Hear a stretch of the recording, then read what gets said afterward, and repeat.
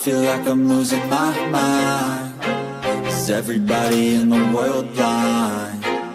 Please, Lord, give me a sign, a sign. I feel like I'm losing my mind. Is everybody in the world blind? Please, Lord, give me a sign, a sign.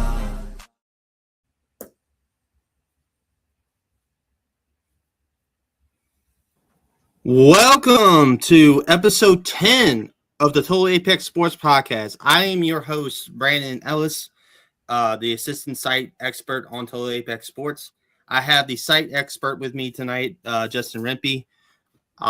This is going to be it's Easter weekend, so we're going to try to go in and out tonight with everything. How are you doing tonight, Justin? Not too bad. It's a holiday weekend. Everybody have a happy, healthy weekend, and let's get the show on the road. Yep, I agree with it. I can't agree more. This show is going to be a fun show. We got the Final Four this weekend, which is a big week. It's still a big weekend in sports, but and everything like that. Along with the Easter holiday, we're going to be talking about the Masters a little bit later on too. Got some stuff on that with the Tiger Woods and Phil Mickelson and stuff, as well as favorites and stuff like that.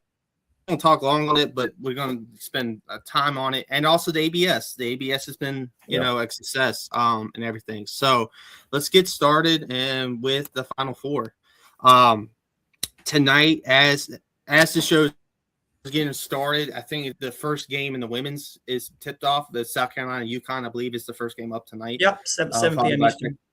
Yep. So should be already started. Should be tipping off as we're recording.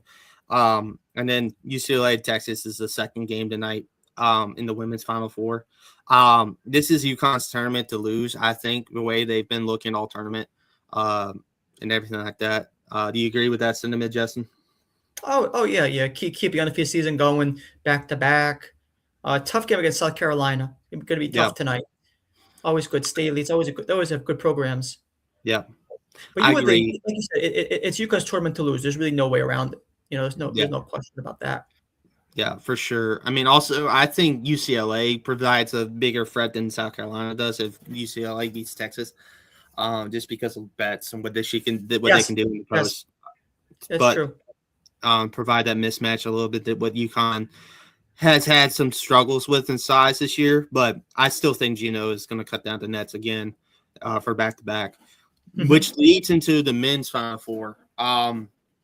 The men's Final Four for me is going to be the story of Dan Hurley against the field. I think UConn is the most experienced team. They're not the most talented team this year. Yep. By far. That is either Arizona or Michigan.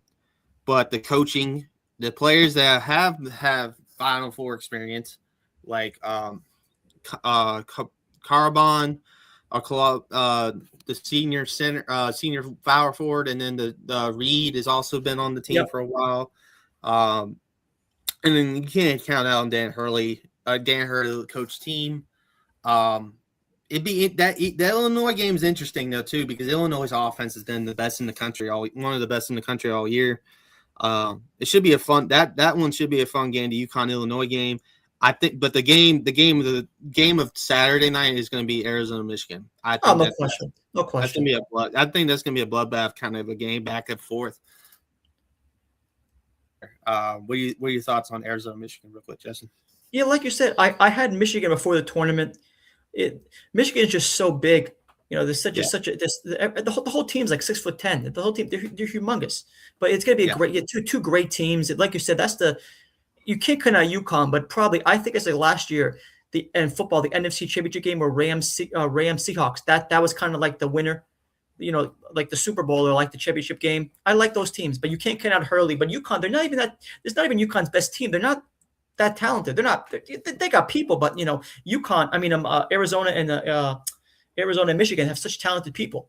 They got great players. They got the big guy Mara. They got a lot of big people. A lot of great players. Yeah, for sure. Teams. Number one seed. I agreed. I think for me, Monday night's gonna come down. I think Monday night, we're gonna see Arizona UConn, and I think that matchup would come down to Dan Hurley's scheming of Arizona versus the Arizona, level of play. If Arizona level of play actually rises the occasion against Dan Hurley's game plan, Arizona's cutting down the nets in Indianapolis. If not, is Arizona favored? Yeah, they're favorite? Either them or Michigan. Yeah, I think Arizona was the slight favorite over Michigan right now, followed by UConn. Of course, Illinois is the long shot here. Yeah, because, sure. That makes sense. Yeah, I think it'll be. I agree with you. I think it's probably Arizona against Connecticut, against UConn. Yeah, but I wouldn't surprise if Michigan wins either. But I think Arizona will get the slight edge if I had to to make a decision. I think because I think Arizona can get Mara in foul trouble, and Michigan has struggled with foul trouble at the big this year. So if they can get the big in foul trouble, which I think that's going to happen tomorrow night, I think Arizona will handle the game with their front court. So you can count on Del Orso too to hit a couple threes and stuff like that and change the tide too. So that's our Final Four preview. Stay tuned for Tuesday's show for the national championship recap because that will be played Monday. We'll also have the women's national championship recap as well on Monday on Tuesday's show, and also on TotalApexSports.com. Gotta get the banner up as I'm scrolling through here. I'll be covering the UConn game tonight. UConn, Carolina, South Carolina, and then I'm doing both UConn games. We have somebody doing Michigan, and then somebody knock out Texas probably tomorrow morning because it ends late Eastern time, like midnight Eastern time. So it's late. I'll be sleeping. I'll probably fall asleep. I'll be falling asleep. Probably I'm not gonna. I'll see. Shout out the show. Shout out the site. Let's get into some NBA stuff. So, like I said, this is Easter weekend. We have a lot on here. I think we're just going to speed through some of this stuff and get the show kind of like, wrapped in an hour. So this is going to be a speed run episode, not going to be our normal length episode of in-depth analysis and stuff like that. Just because, like I said, this should be a chill weekend, for family and stuff like that. So with that being said, we have to talk about the Luka Doncic stuff. It did break a little bit ago that Luka is going to miss the remainder of the regular season with that hamstring that he hurt last night against the Thunder. I'm going to start with my thoughts real quick on it, and I'll let you close on Luka. I think Luka is going to – that hamstring, I think they said it was a grade 2 hamstring strain. Yes. So that is a tough injury to come back from in general. And now it's going to be this time close to the playoffs. I don't even know if he's going to make it for the first round. They're thinking second round. If they even make the second round, and they're going to be in a disadvantage, missing the final 5 games of the regular season. Then you got to play. They're the 3 right now in a jam-packed Western Conference. They could play the 6th seed in the first round. Houston, right? Probably Houston with Kevin Durant. Yeah. And so it's just, for me, it's it's a rough go of it and everything like that. But Justin, provide some more thoughts on it while I look up the potential options for the Lakers in the first round. Yeah, so it's good. It's really good. Like Brandon said, it's going to be tough. You're going to have to rely on LeBron James to kind of, go back into his, assisting, his number one role, assisting. The whole offense going to go through him, like it was through Luka. Set up Reeves, set up everybody else. It's going to be tough for LeBron James. 41, 42. He's going to have to carry the Lakers for like a month or so, 3 or 4 weeks. You never want to count out LeBron James, but it's going to be an uphill battle for sure. I don't know. He set into a nice secondary role. So we're gonna have to kind of see how he does. Kind of hanging out, kind of playing good defense. It's gonna put a lot more stress on the offense, and let's see if he can do it. Him, Austin Reeves, and then I would think Houston is having some real problems. Well, right now Timberwolves are the 6th spot at the end of the day. So the Timberwolves killed them last year. They killed them. It was terrible. Exactly. If Ant comes back.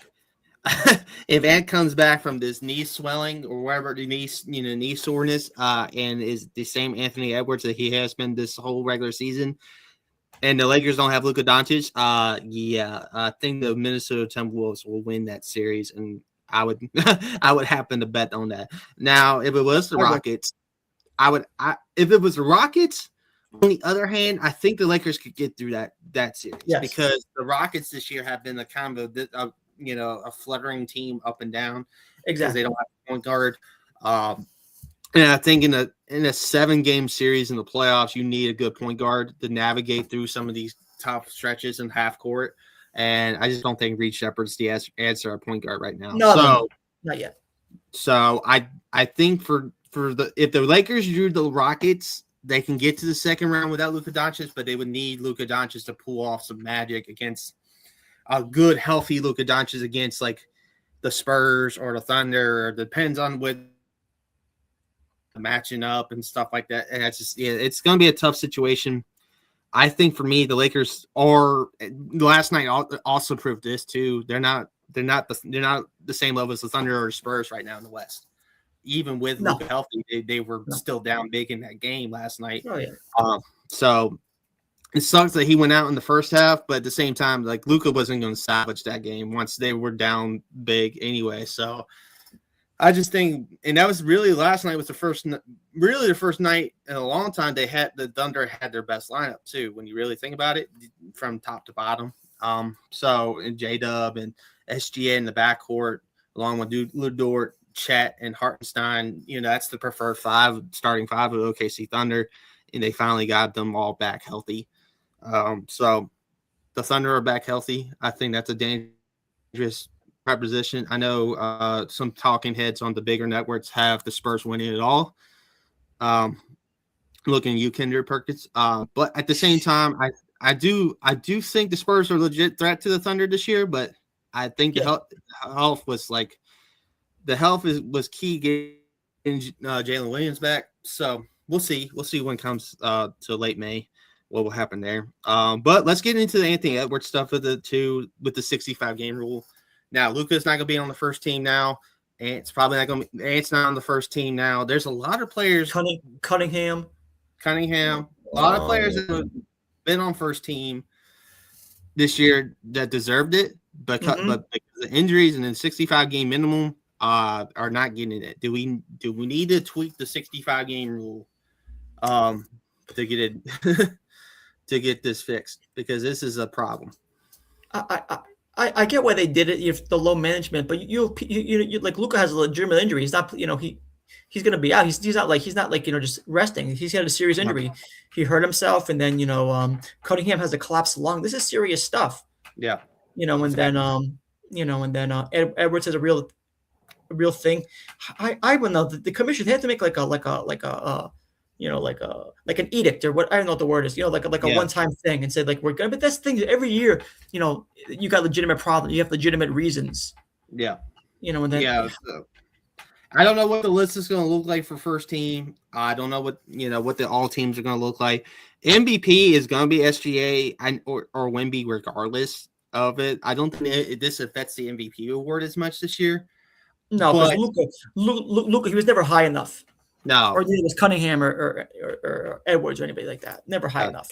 No, but it is going to definitely affect the first team, the all team nominations for sure. Oh yeah. So we're going to get guys that probably wouldn't have got all team nominations in previous years, getting it this year because of the guys that got hurt, and everything like that. Now, here's another thing too I'll talk about real quick that is on the topics here. Jason Tatum coming back from his Achilles. He says he's not at his best yet. If he's not at his best and he's coming off like 25-point triple doubles the other night, okay. watch out for Boston in the East. Even though they might not get the 1 seed, I still think they won't. They probably won't, but I think they're the best team in the East with Tatum back now. Absolutely. By far, they're the best team for me right now. I think you think that too. Even with the Pistons, even with Cunningham healthy, I just don't think that they can match up with the Celtics in the 7-game series. Yeah, I agree with that. So it should be interesting. It should be interesting. NBA April playoff time, everything like that. Let's get into some of these NFL topics now. Like I said, Andrew loves NFL. we had the owners meetings in Arizona this week. Some interesting stuff came out of there. Obviously they're been talking about the 18 game schedule and all that stuff. Apparently Robert Kraft is up in our, set 3 conditions for it, and everything like that. I'll just say real quick, 18 games, if they do 18 games, they need to be 2 bye weeks. Absolutely. They need to be 2 bye weeks. None of these other quirks that they've been trying to schedule and stuff like that. They need to have 2 bye weeks. One they're in the earlier in the season, one built in that they normally do, and then maybe one like later in the season. It's just, that needs to happen. These guys can't be playing 18 games, so forth and so forth. Personally, what I would do if they wanted to do it is move it up around Labor Day weekend. Started before Labor Day, like that Thursday before Labor Day weekend, and then move it up, like move everything up a week, and then have the bye week after, like the last bye week after the season ends, and start the playoffs later. That's what I would do. Oh, I didn't think of that. I was thinking like 2 within the season, like week 9 and week 14. Okay. You could do that too, and it'd probably be better than my idea because of the situation with that stuff. Because what's the point of the one seed in the bye? But here's my thing too. If you go 18 games, I would think you just go 18 playoffs at that point too, and just have everyone get the bye, and just have a full playoffs from there. Like everyone plays that following week and get done with it. But I don't know. The NFL will figure it. I think the NFL will figure it out. I mean, whatever happens with that. That's just me personally thinking about it. But the main thing I wanted to talk about with this owners meeting slide here is the corners. The 3 stud corners in this draft class: Avion Terrell, Gerard McCoy, and D'Angelo Ponce. Now Terrell has a hamstring issue that got revealed. I think he heard it hit at the Clemson Pro Day, if I'm remembering correctly. I believe so. So if he got hurt on his pro day and everything like that, I missed a comment. Oh, yes. We did see that, Nick. Yeah, the ESPN graphics are crazy. And everything like that. So, but anyway, back to this. Avion Terrell has a hamstring. It's interesting situation there with him. Gerard McCoy's coming off the ACL that he suffered before last season. But D'Angelo Ponce, for me, is the guy that is going to be a riser off of his pro day. He ran, I think, an unofficial 4.25 40 time. Ponce did. And at the combine, he had a 43.5 vert at 5'11". So I think D'Angelo Ponce is a former JMU stud, as I've said multiple times on this iteration of the podcast and the Totally Picks Media podcast. Ponce is a stud, one of those JMU Dukes that went with Kurt Cinetti back in 2024 when Kurt got the job, and everything like that. So I think D'Angelo Ponce is going to be a high second-round pick, at least now. Hopefully, maybe late first-round pick. Depends on how the run of corner is going to happen in this draft, and Terrell is going to fall in the second round because of the hamstring. What are your thoughts on that? Yeah, I agree with I agree with what you're saying. Yeah, this is going to be either those are 2 3 really high class really quality corners, quality players that any team will be need to be happy to get them. It's gonna be a good draft, a good corner draft. It's gonna be exciting. It's gonna be very exciting. Because it's not a deep quarterback draft, so you got people jumping up. You got like the Ohio State people, like the Ohio State defenders, and the cornerbacks. There's a lot of big storylines here. We come up in a couple of weeks here, so it'll be exciting. Looking forward to it. Yeah, that for sure. And it's, the crazy part about the corners in this draft and everything like that. It's just, all around too, the safeties too in this draft too. You got Downs, Like, it's a good draft class for secondary overall. Yes, If you need absolutely. secondary pieces, Absolutely. it is a good good class. Yes, Nick agrees with that. He does a lot. Absolutely. Yeah, defensive type of draft for sure.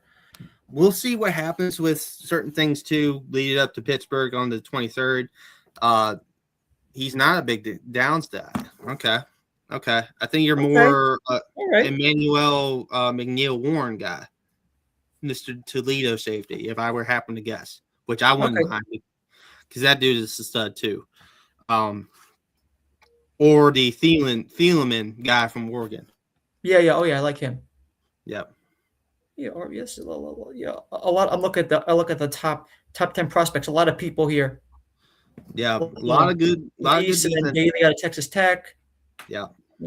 Styles. Oh yeah, big people. Oh, the guy from I forgot the guy from what's his name from Miami. Yeah. What's his name? The Ruben passer Bain. Bain. Yeah. Yeah, A Ruben Bain lot of Jr. big people there. A lot. Like we said, a lot of big defensive guys. You know.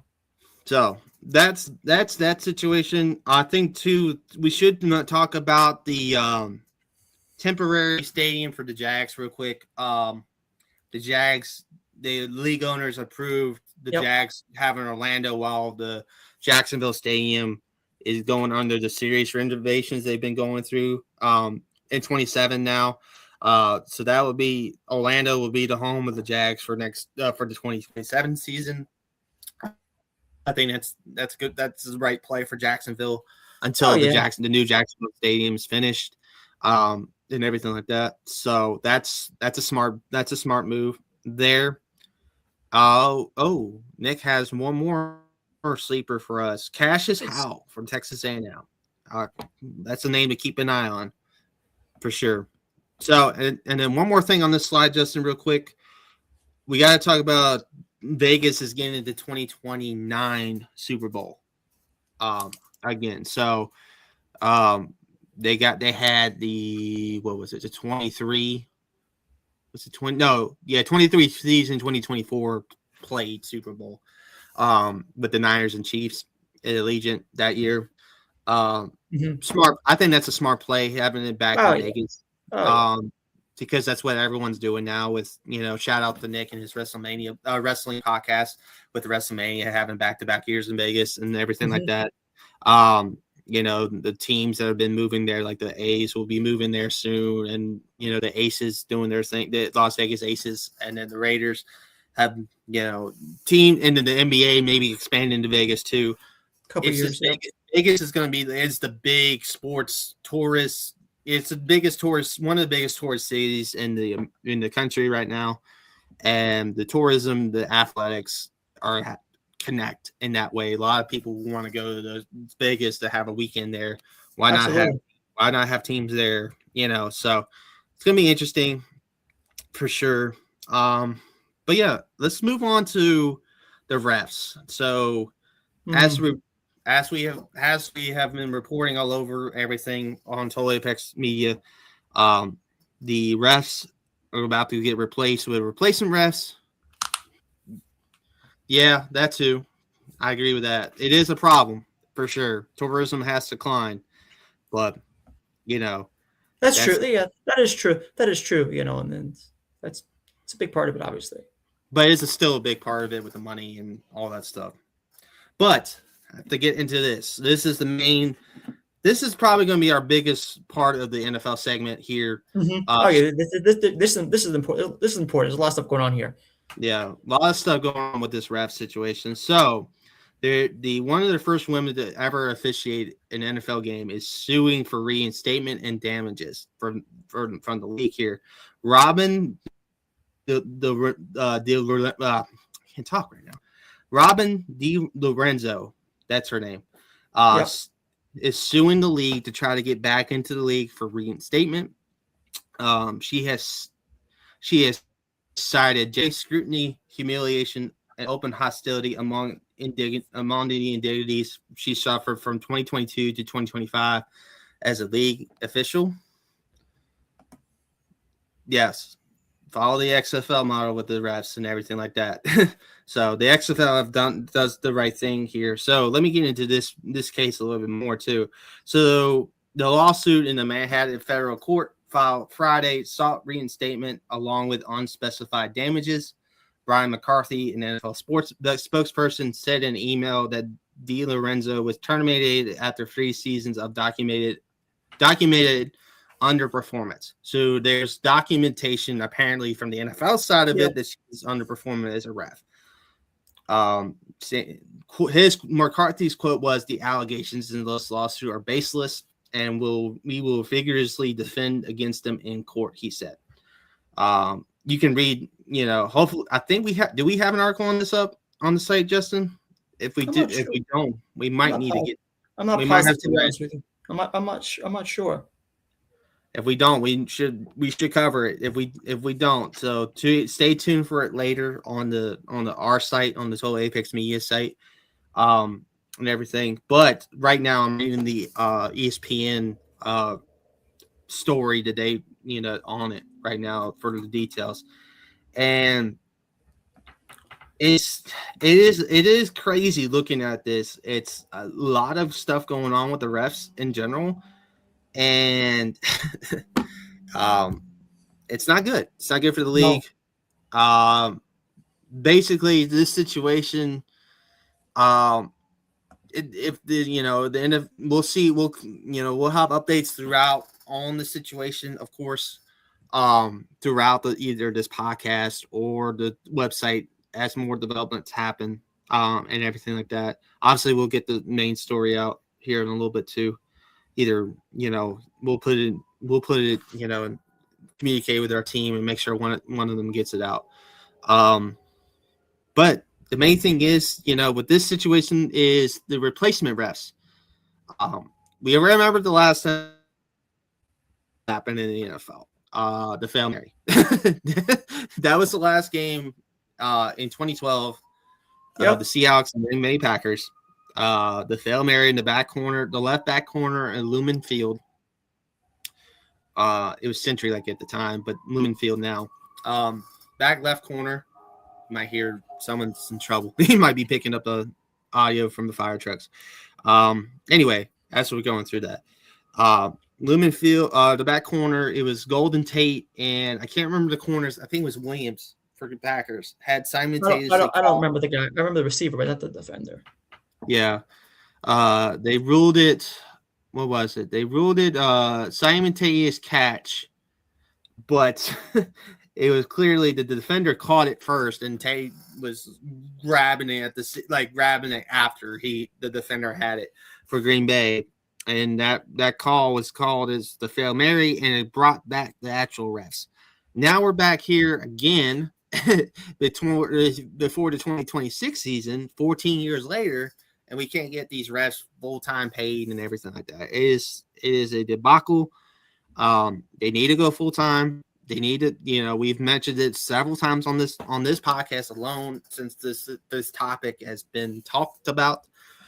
They need to go full-time. They need to be, trained and everything like that. Like Nick has said multiple times, Sky Judge, all that, needs to be really enforced. But yeah, Justin, any more thoughts on the NFL ref situation before we move on to a little bit more NFL stuff? No, I agree with what you had to say. There's no reason why they can't be full time. Come to an agreement. You don't really want NFL referees. You don't want you bring up these people like the high school and the college people. You want to try to get the best of the best. I know the union's upset because somebody's going to get hurt. Because if you have the best quality people, the best quality officials, it's going to affect the gameplay or injury to the players, or if there's like a fight. You want the best qualified people.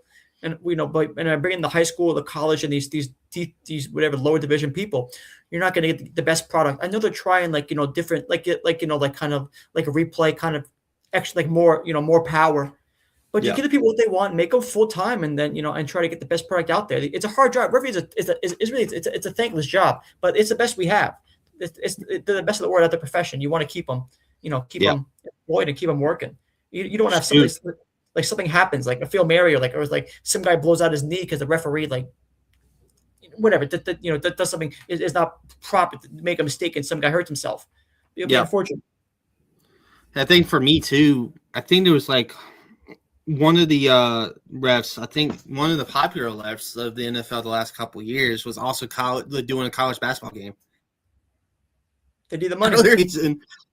He needed the money, and I think he had a good game reffing the basketball too. I think he's one of the more prolific refs. I can't remember who it was. I think it wasn't. Who was it? It's one of the guys. Was it Bill Vinovich? It might have been Vinovich. It might be. I don't remember. I'm going to have to look that up real quick. Hold on.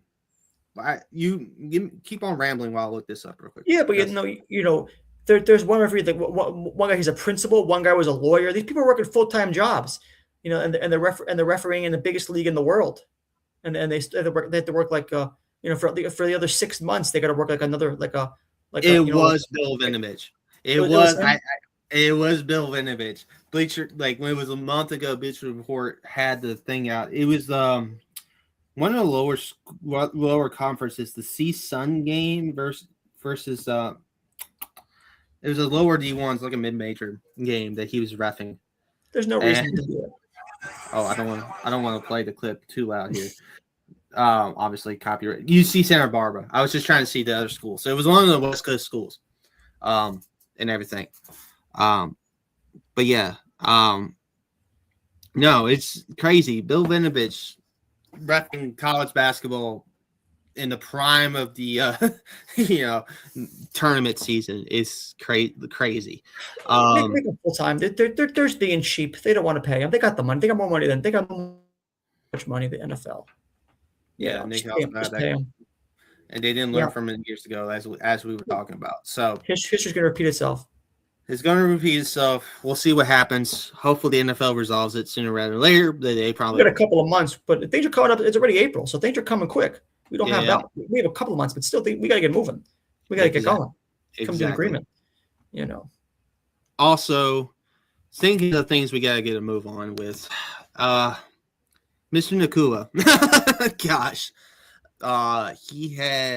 We've been on this pace. So he's had a couple instances this year with the anti-Semitic comments on the live stream, the AD Ross live stream. Mm-hmm. He also had the anti-Semitic comments before biting up a woman, maybe 3 or 4 weeks ago now. He has finally decided to enter rehab to improve his behavior. Good for him. Hopefully it actually works, and he's willing to change himself and change his ways. It's also, I saw this too, is why the Rams are in on the AJ Brown thing for a little bit there, middle of the month.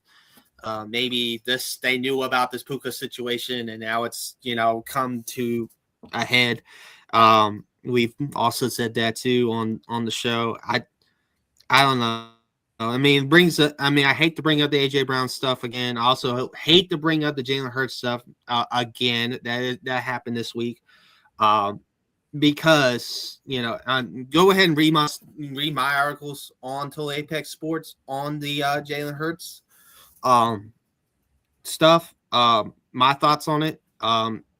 I'll give my thoughts on it here too, real quick. I know Andrew don't have it on the slides, but I'm technically running this show, so I'm gonna put my thoughts in here. The Jalen Hurts situation, from those that don't know, Jeffrey Lurie had comments about Jalen Hurts at the owners' meetings, saying that he's the biggest fan of the quarterback. In contract talks, are probably gonna he's gonna play out.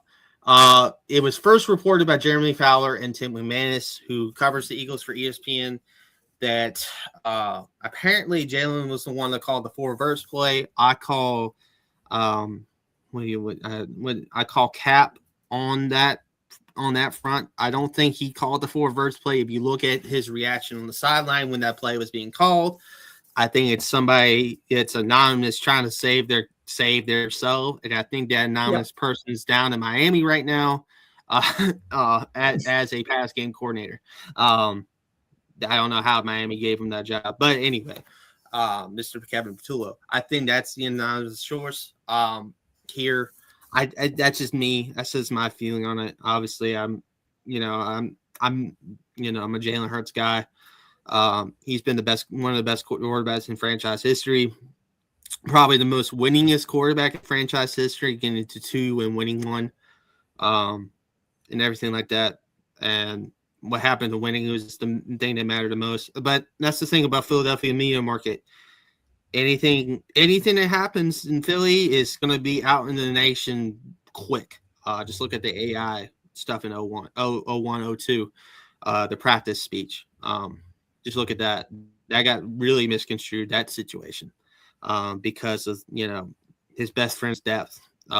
His best friend was murdered and everything like that. And, and all the media was worried about was him practicing and stuff like that. It's crazy, but it got one of the most iconic press conferences because of it. Luckily, that's the thing about Jalen Hurts. Jalen Hurts don't care about what the media has to say. He just goes out there and plays football. And I think Jalen Hurts is going to go out there, play football in 2026, and be back to 2024 level of Jalen Hurts, but, getting back to the promised land. That's what I think.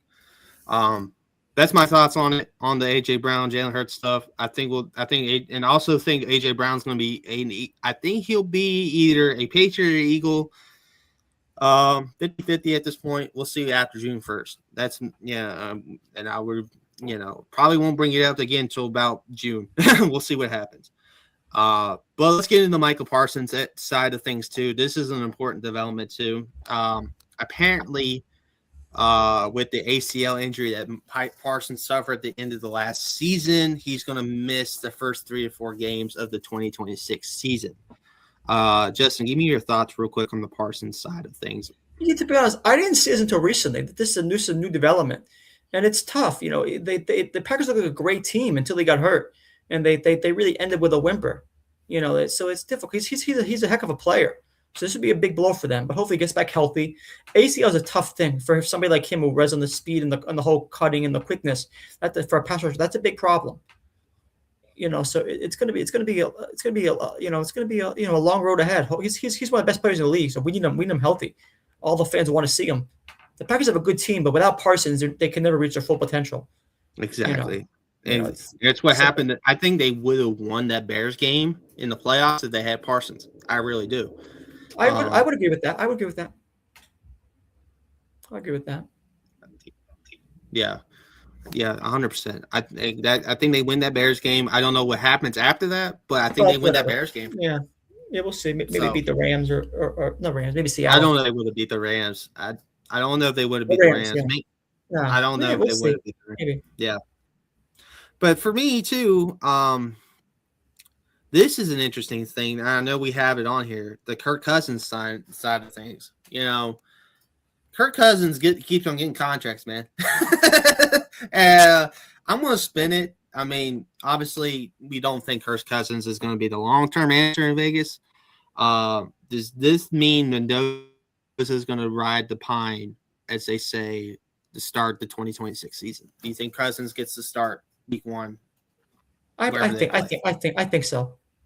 Get a veteran, give him 3-4 weeks. Cousins is, he's a competent veteran. He's not going to screw you up. He's a good locker room guy. He's not going to get you in trouble. He's going to do everything right. He'll show Mendoza kind of, how to do things correctly.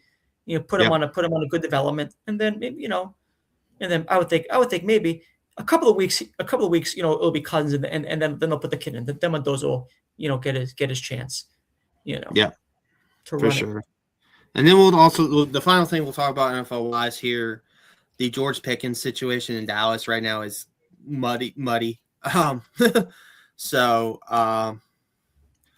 I mean, obviously Kirk Cousins is knackered, as Nick says. His ankle is his Achilles, whatever you want to call it. It's, bad. But the George Pickens side of things, I think too, this is a concern for Dallas. If Pickens doesn't get the offseason program, because he's not going to sign the tenured, the franchise tag. I think he deserves his money, but that's the thing about franchise tag. Dallas is the only one that can negotiate that deal. And I don't know if it'll be a Le'Veon Bell situation where he misses the whole season or anything like that. But GP was probably Dallas's best receiver last year, I think, above CeeDee Lamb, in my estimation. I think Pickens was probably the best receiver Dak has had. Not the best receiver Dak has had. Let me take that back. But then he was the best receiver Dak had last year. Yes. CD dropped the ball figuratively and literally a few times last year. He dropped the ball, especially that opener in Philadelphia. With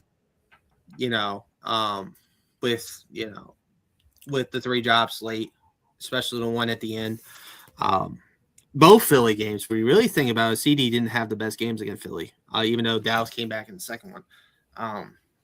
It was in the CD game. And that's that second game was more Pickens. They finally got Pickens the ball, and Pickens controlled the pace from there. There was a couple other games too that CD dropped the ball, but at the same time, for me, I think Dallas is going to be a legit threat to the Eagles division. I do think that, even though I think they'll finish. I mean, the NFC East is going to be getting better this year. I really do. It's going to be a competitive division, probably the most competitive division in football right now. I think, just because of the landscape of the Giants with Harbaugh, and then Jaden Daniels coming back healthy, and the Commanders might be healthier, and then Dallas, if they improve the defense enough, they're going to be a legit division contender too. So it'd be interesting to see what happens. Obviously, as an Eagles fan, this stuff about Jalen Hurts and everything like that, and the offense needs to be fixed. It hopefully lights a fire under that offense, and they come out guns blazing first game of the year in September. So with that being said, Justin, let's get into some MLB stuff. I watched the full game of Connor Griffin today, as Pittsburgh won 5-3 against Baltimore. Or 5-4. Sorry, 5-4. Gunnar, I forgot Henderson hit a home run in the ninth. I cut it to 1. Connor Griffin, his first at bat, outside sweeper, gets in front of it, but with his power, pulls it to left center field for an RBI double to really get the breaks flowing in that second inning against Kyle Bradish. He signed a 9-year deal as well, extension type of deal with the Pirates. They got ahead of it. What are your thoughts on Griffin? It's going to be great. I think he's the first teenager to debut since Soto. Yep. He's going to be a great player. I like this. I didn't watch the whole game like you did, but I saw his first hit. He's got a lot of talent. Like you said, they got in front of it with the 9-year extension. The Pirates, they have a lot of talent. Skeens, and I hope they figure it out. Yep. I really do. But the Griffin, Skeens, they are good people, but they just gotta just gotta put it together. But when you're always so bad, you got these top picks, and the picks are coming up and they're showing, and then hopefully just keep fighting, find the National League and see if you can make some noise and stay competitive. Yeah, and give the young guys a shot to pitch in a real pennant race. Exactly. In the summer, August, September, whatever. Yeah, that's the main thing. I mean, Pittsburgh's, they got the win today. I think Baltimore's in a good spot too. I think it's going to be a fun baseball season, as it has been already too, with the ABS system. That's the thing, man. The ABS. I know Nick likes to have everyone called up to the Yankees. I'm sure Kevin Sweeney would like to have this kid too. But oh yeah, and everything. But I think the ABS has been the best thing baseball has implemented in a long time. I think better than pitch clock, to be honest with you. They're getting the calls right, which matters. That's all that matters. All you want to do. Getting the calls right, and they've gotten them right. A lot of the times, it's gotten them right. In key situations, just look at the CB Buckner. I can remember his name. They got a bad week. Rebecca had a bad couple nights. Yeah, he had a bad couple nights. Just look at that. Look at the one that ended the game the first one. We already have one that ended the game the other day. Ironically enough, was Baltimore. Basallo called the one at the end of the game against the Rangers. I think it was. So it's fun. It's a fun situation. In the ABS, I love it.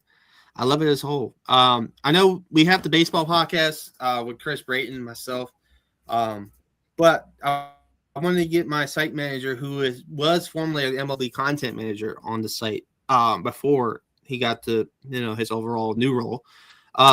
Give me some thoughts on the 2026 season so far. Yeah, so like you said, I like the ABS. I think it's a great development. All you want to do is, you want to get the calls right. That's the whole point. You don't want to get, you want everything. You don't want like a bad call to determine a game, or the kind of like in the baseball classic, they had that bad call. It screwed up the game. I forget what game that was, but it was the U.S. Dominican game. Yeah, it was the U.S. Dominican. So yeah, I understand you want the human element, but but you want the calls to be right. You want to use technology to help you. It's like it's like tennis has replay, basketball, baseball, football. You use a replay as a whole. And the Dodgers, I think they had a good game today. They hit like 4 or 5 home runs. Ohtani and the Dodgers look they got such a good all-star team. They got like all-star team of talent there. It's gonna be hard to beat them. It's going to be hard. The Yankees played well today. They beat the Marlins, who are not very good, but the Yankees played all right. It's going to be Yankees, Dodgers. You always the big markets. Basically, the Mets are good, the Phillies are good, the Dodgers are good. The Cubs. A lot of big market teams are out there. So we'll have to see. It'll be good. But it's the Dodgers against the field. So I'm rooting for the field. You want some parity. You do want parity. You do want parity, and I think that's where the CBA is going to come down to what happens in the World Series, I think. Stop me if I'm wrong here, Justin, on it. You're right. If you want. Because if the Dodgers win again, I think we get a lockout in 27. If the Dodgers win again. If someone else wins, they might be able to come to the table and agree on something. I think it comes down to the Dodgers win 3 in a row. That's what I think. So we'll see. I see that. So with that being said, more baseball talk on Sunday. I know it's Easter Sunday. We'll see what happens. I mean, we'll update y'all as well. I mean, I don't know for sure. But we do have the Off the Wall Baseball Podcast episode 2. Hopefully, I know Easter Sunday, it might be kind of a weird timing thing, but join me and Chris Brayton for that show on Sunday nights. Should be a fun show if it occurs on Sunday. But let's get into my favorite golf tournament of the year. Oh, no question. My favorite, the Augusta National, the Masters, is the best viewing experience of golf all year long. The best major by far all year long. And the mystique of that golf course, that beautiful mystique of that golf course. Like all 18 holes are amazing, especially Amen Corner. The walk down 18, especially on Sunday when we know who the winner is going to be, or we're in midst of a tight finish. The Masters for me is cinema every year. But this year we do lose that mystique a little bit. Obviously, with the Tiger Woods stuff that has come out, as we reported last week about this accident, the DUI, and now he's in going to rehab himself, stepping away from golf for a little while. Now, lefty Phil Mickelson is stepping away from the game of golf as well for some personal health. As I laid in my article earlier this afternoon, this will be the first time without both Phil and Tiger Woods since 1994. First time. And I was barely about a week old when the tournament didn't have either Phil or Tiger Woods. And I was barely a week old, and now I'm 32. So, but yeah, your thoughts on Tiger Woods and Phil Mickelson missing the Masters, Justin? The Tiger Woods thing is just sad. He's such a good. He's going. His body's been through hell, and it's affecting him. He's got to get some help, because the sport is so much better with him, and even Mickelson. It's just not gonna be the same. Even though let's say Tiger and Phil played, there's no chance they were gonna win, like zero, less than like maybe. There's always a chance, like one in 1,000. But it just seeing them on the fairway, seeing them make the cut, seeing them just on the weekend, it just like you said, the mystique's not going to be there. It loses some of its appeal. It does lose. It loses the appeal a little bit, but I think this field can make up for that because you got Scotty still there, you got Rory still there. No, there's got so much plenty of talent still there. It could be interesting too if Bryson finally gets that Masters, over the Masters. A couple years. So, I think let's give our picks because next week it'll be the second round. Next week's show. Yeah, Friday. So it'll be the second round of the show or second round of the tournament. So let's go ahead. I'm gonna give my pick real quick. I think either Bryson DeChambeau gets over the hump or we have Scotty Scheffler putting on the green jacket again. Right now, I would have picked Rory, but he has not had his best 2026 so far. And also for me, I think Scotty has been on a tear. I have to look and see his recent form, but and another sleeper for me is Justin Rose. Justin Rose, he's always good. He's always good at this tournament. He's had a good 2026 so far. He was the anchor for the TGL champions LA, the LA team that won the TGL. He was the best player for that team all season long in the TGL. Now TGL ain't the actual real life golf, but at the same time you play well in that, you're playing well on the tour.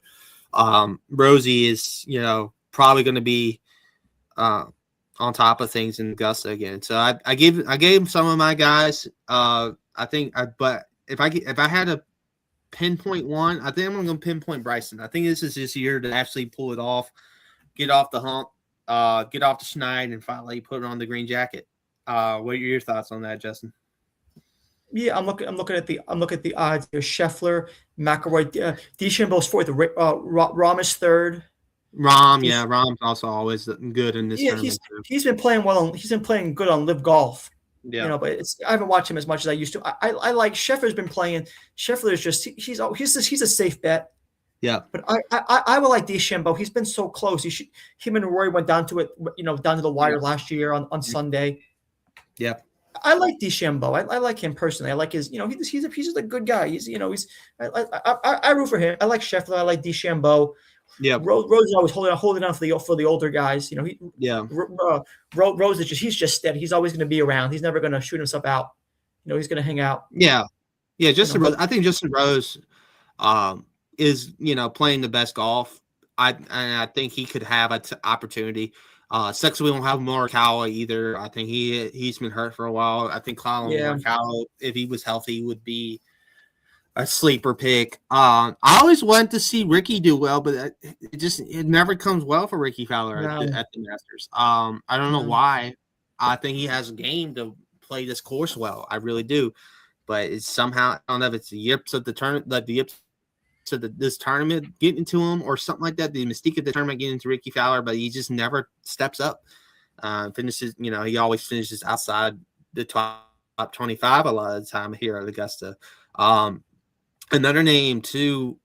Do we even though he won earlier in his career, but Spieth. I mean, Spieth had a decent tournament last year here in Augusta, but I hope Spieth makes an effort and gets into the top 5 this year. And we'll see what happens. Obviously, you never know what the weather conditions are going to be like. You never know what the course conditions is going to be. Like here, the winds, because they play a role. It's the same course every year. It's the same. This is the only major that has the same course every year as well. The other 3 rotate. So it's it's the thing. It's the same course every year. What the final round hole locations are going to be, but you just never know what the greens are going to do. So, but that's the game of golf. We all love it. I think, like I said, this is my favorite time of the year because baseball starts up, then you get to the Masters, you get to the Final Four, and then you get to the Masters, and the Masters is the culmination of everything. It was always fun seeing Tiger wear the red, and then if he won, and it just sucks he won't be there. 2019 was amazing. It's unbelievable. When he came back and won that tournament, it was aura central. So that's probably his last time ever going to win the PGA Tour. Yep. The way he's going now, he's not going. He's got to get his life figured out. Forget the golf. Figure out your life and get some help. That's where I hope he gets better and comes back in 2027. That's what I'm hoping for. Exactly. Come back a change man and stuff. Exactly, dude. But yeah, I think we're both similar. I think we want Bryson to win. I think Scotty has a good chance of winning too. So always, every year. So that's where we're at on that. We'll have full recap coverage not next Tuesday, the following Tuesday on the Total Apex Media podcast, the main show. We'll have full coverage of the winner once the tournament plays. Next week we'll still probably give an update on the round and do a little bit of preview of based on what the leaderboard is. So stay tuned to next week's show for that as well. But let's get into the NHL playoffs for the final segment of this Easter weekend Total Apex Sports Podcast, episode 10. We have an interesting dynamic in the NHL playoffs this year. We got probably the two-time defending champs going to be out. The Florida Panthers are outside. Yeah, it's not looking good. It's not looking for them right now. There's still time, but it's not looking good. Games they're running out. It's running out of time. I think we're going to get a new Stanley Cup winner.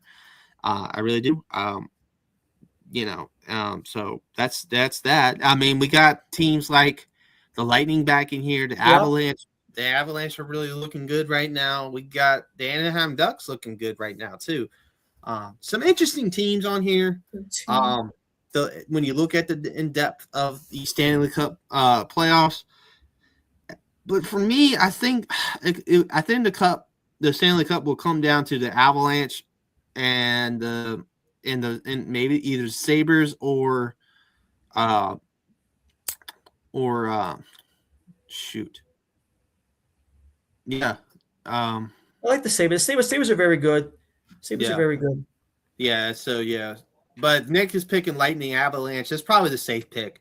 I like Avalanche. I like Avalanche out of the West. Yeah. The Avalanche have been the best team in the West, I think. By a lot. Yeah, they got a lot. Yeah, it's a good team. They're a good team. I can't count out Edmonton because when you got Connor McDavid on the team, never. They keep making it too. You can never count him out.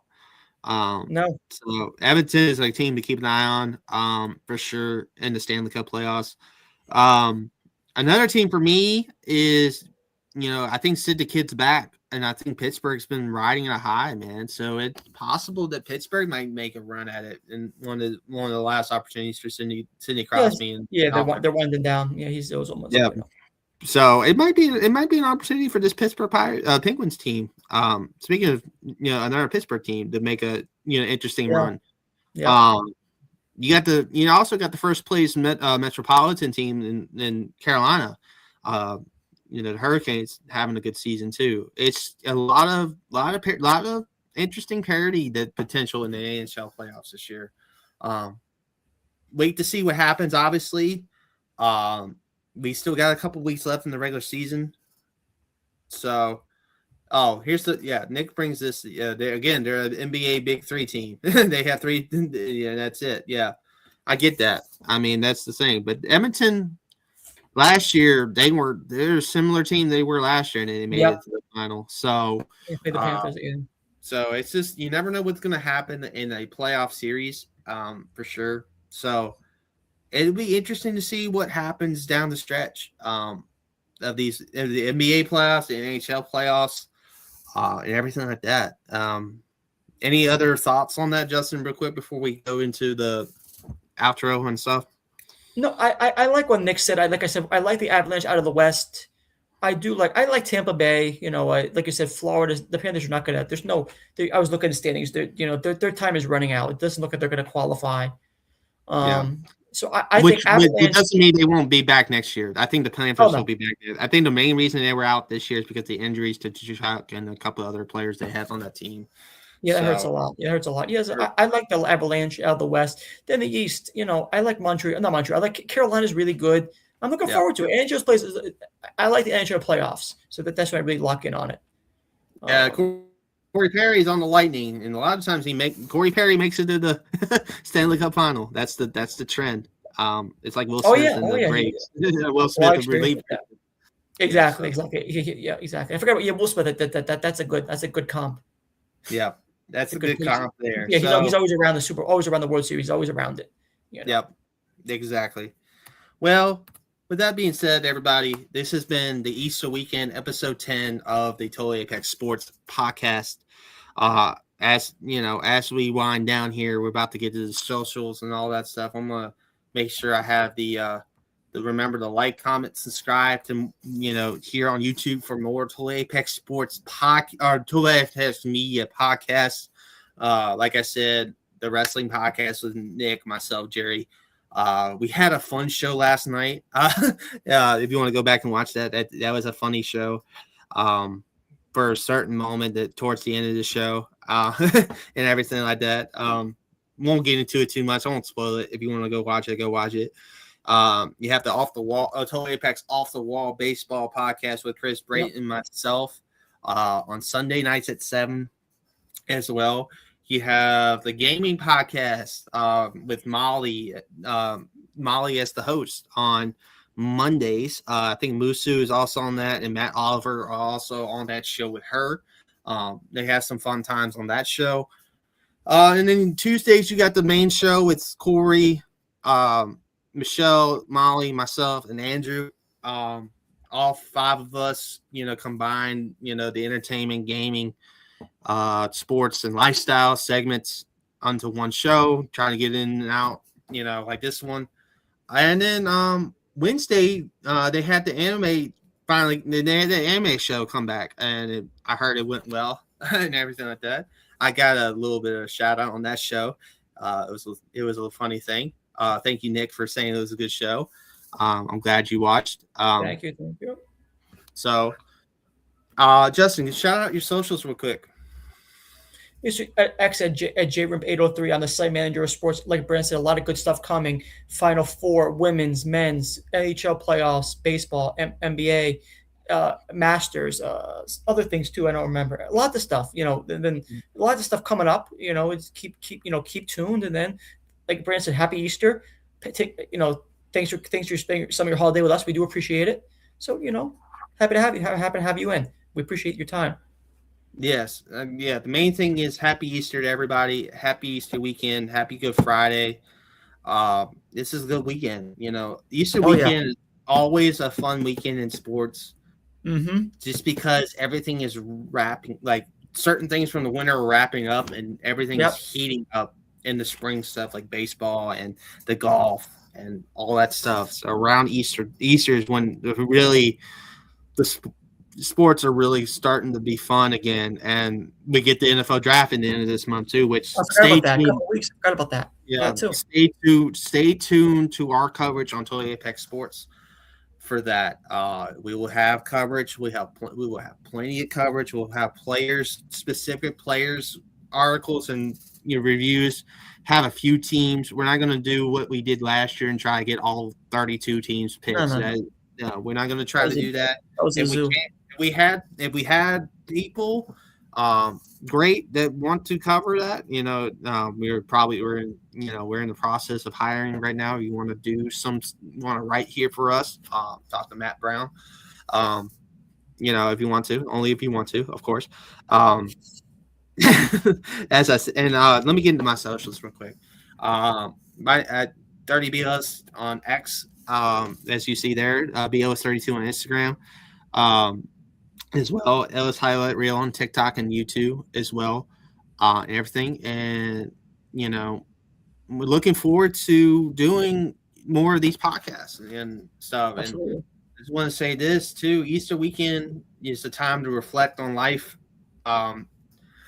It's a good time to reflect on life overall too. Be closer to God and everything like that. Be closer to Jesus Christ. And I always love Easter weekend just to spend time with that side and the family and stuff like that. So everyone, I hope y'all have a good Easter weekend. Reflect on that stuff and see y'all next week. All right, good night, everybody. Stay for your time. Take care. Peace out, everybody.